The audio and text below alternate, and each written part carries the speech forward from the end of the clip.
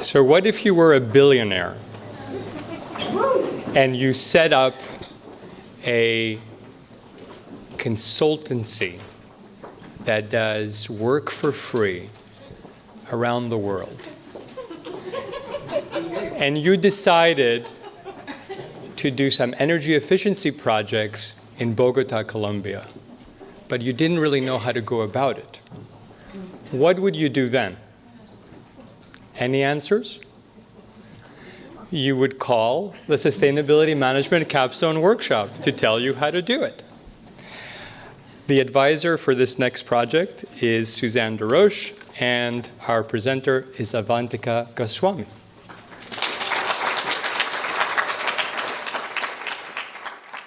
Thank you, Professor, for that introduction. Okay. Good evening. My name is Avantika Goswami, and I will be talking about how we helped our client, Bloomberg Associates, with building solutions for energy efficiency in Bogota.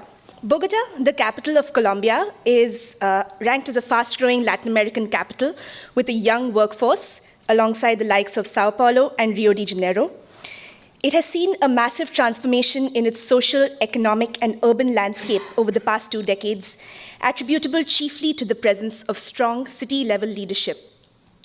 It is also, however, ridden with a history of political conflict and continues to grapple with major economic inequality. Mayor Enrique Peñalosa, recently re-elected to his 2nd term, has been at the forefront of Bogota's sustainability efforts. Among his many endeavors, he recently outlined a plan to modernize street lighting in the city to address many of the city's improvement goals, such as enhancing energy efficiency, improving the perception of public safety, and fostering economic growth across neighborhoods. His mandate calls for the installation of 100,000 energy-efficient streetlights in parks, intersections, and the historic district, controlled by a central remote management system. He involved our client, Bloomberg Associates, to recommend a financially feasible modernization plan to achieve this. Our role as a capstone consulting team has been to build a case for street lighting upgrades by providing a series of options to implement the modernization plan. For this, our group developed a 3-part framework that consisted of technology upgrades, the ownership and operations of streetlight services, and financing options for the modernization project. Our presentation is organized along these 3 pillars from here on. With regards to technology, Bogota currently has 340,000 streetlights, over 90% of which are high-pressure sodium or HPS lamps with a characteristic yellow hue, as you can see in the photograph on the top right. There are a few challenges associated. HPS lamps are not energy efficient and produce dispersed light that offers poor visibility. They also have a relatively high failure rate and short useful life.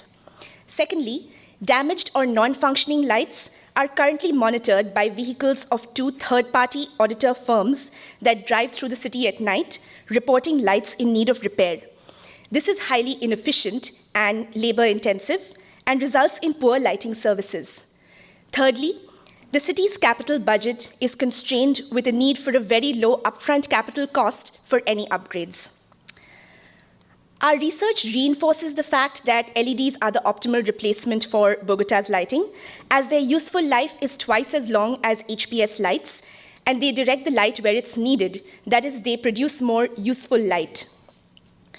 Remote monitoring systems allow the city to immediately know when a light is damaged, and thereby they reduce maintenance costs and improve lighting service.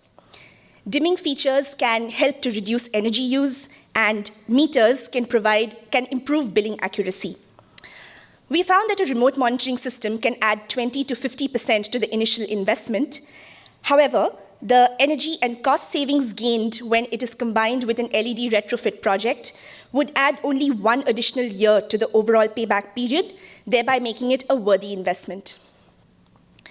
Keeping in mind the city's mandate of minimizing the initial capital cost, we tried to find the optimum combination of 100,000 HPS lights of different wattages, that could be replaced at the lowest possible cost. Our optimization model suggested that the recommended scenario would entail an initial investment of $17 million with a 29% internal rate of return. Overall, this would help the city save an annual figure of about $5 million with a payback period of 3 years and an annual reduction of 17,000 tons of carbon dioxide emissions. We then looked at other complexities that could be seen as barriers, such as the ownership and operations of street lighting services. Currently in Bogota, street light services are supervised by UAESP, a city agency, while lighting infrastructure is owned and operated by Codensa, a private utility. The city and Codensa are bound by a contract which presents a number of barriers to the implementation of energy efficiency measures. Firstly, the contract has no expiration date.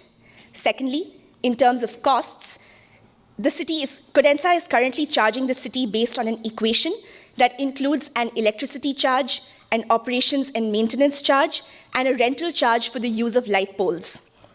The equation assumes 12 hours of operation of lights and does not account for actual energy usage, thereby proving cost inefficient to the city. Codensa is also responsible for managing the lighting inventory, which determines the rental charge. However, this inventory tends to be imprecise, thereby adding discrepancies to the payment. The client provided us with the broad mandate of researching 7 Latin American cities comparable to Bogota to understand the scale of LED upgrades in these cities and also to understand the stakeholders who own, operate, and maintain street lighting. Our benchmarking research helped us to identify 2 alternatives for Bogota to move to a more efficient model.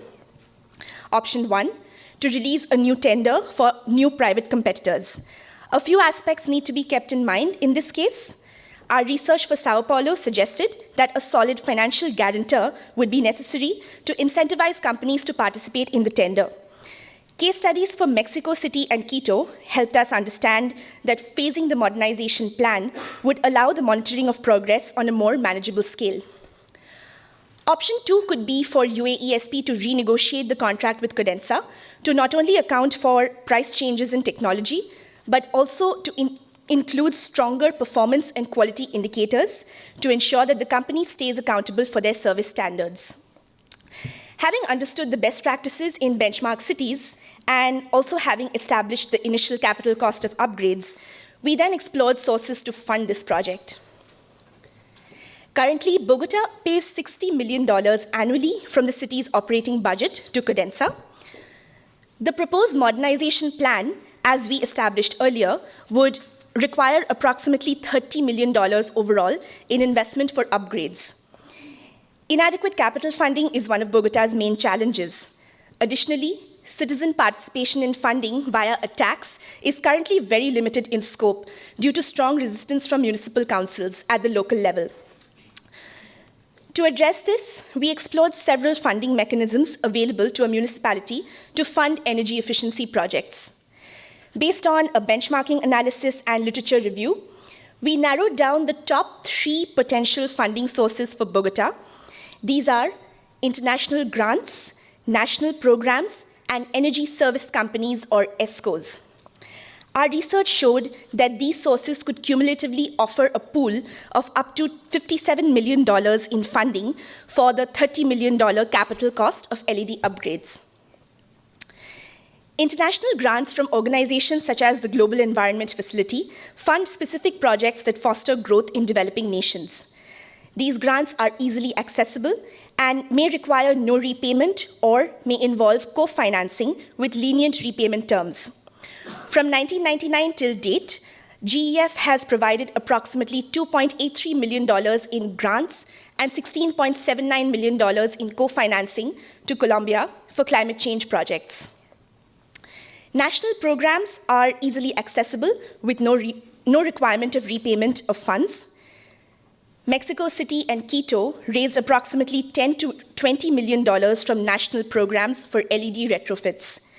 Colombia's national fund, the Clean Technology Fund, aimed at improving urban transport and energy efficiency projects, can provide up to $39 million for such projects. Finally, Bogota can partner with ESCOs that can share project risks and fund the upfront cost of a project. They have better access to capital markets and can borrow at a lower cost due to their creditworthiness.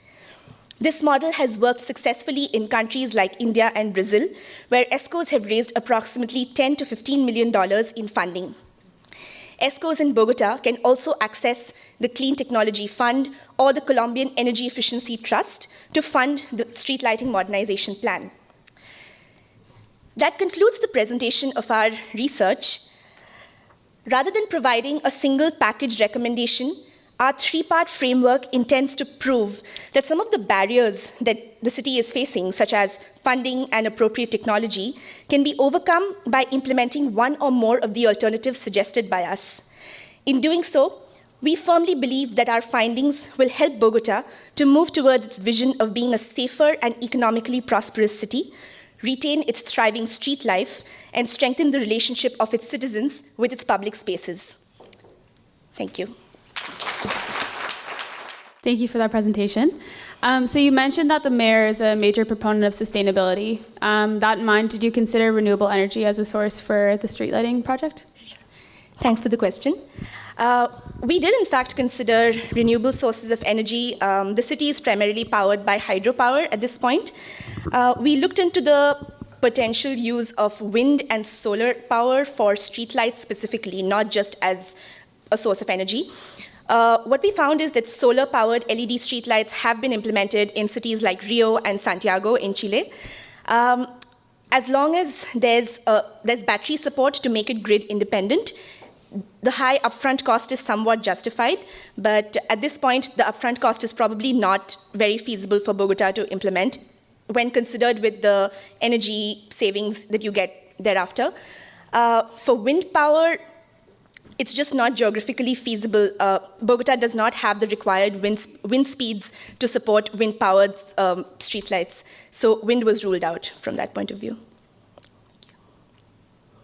You go into a little bit more detail as to why you chose the cities you benchmarked against? Sure. We benchmarked with a total of 7 Latin American cities. 6 out of the 7 were recommended to us by the city of Bogota, and we added a 7th city, which is Lima in Peru, because it's another large Latin American capital. There was 2 main criteria to kind of select the cities on the part of the client. On one hand, they looked at other cities that have implemented LED upgrade projects, and therefore they wanted to learn about best practices that they had achieved there. The second criterion was to just benchmark with cities that have a comparable socioeconomic profile, similar governance structure, broadly similar political climate, and be able to compare Bogota with these cities. So those were the 2 main criteria. Avantika, to what extent is it feasible for the city to take on that utility that currently manages the streetlights, Codensa, either to get it to renegotiate the contract or to tear it up and have a new competition? Thank you. That's a great question. That's also a fairly complex kind of issue that we've been grappling with throughout this project. So the dynamic is interesting because the city actually has a 42% stake in Codensa. So they do have voting rights in terms of the decisions that the utility makes at a larger organizational level. That said, the city also has a fair amount of, because of that, the city has a fair amount of leverage.